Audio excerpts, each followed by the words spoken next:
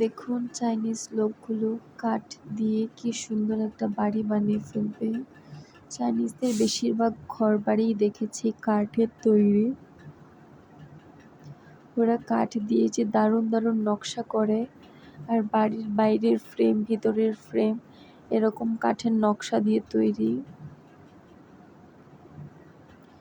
দেখে তো মন জুড়িয়ে যায়। আবার এখানে অনেক রকমের আর্টও করে ওরা, দেখেছেন? ওয়াও, দেখুন এখন এগুলোকে পার্ট 2 বাই পার্ট লাগানো হচ্ছে।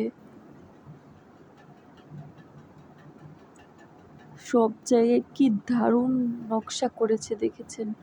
পুরোটা ঘর, বাইরে ভেতরে সব জায়গায় এরকম নকশা করা।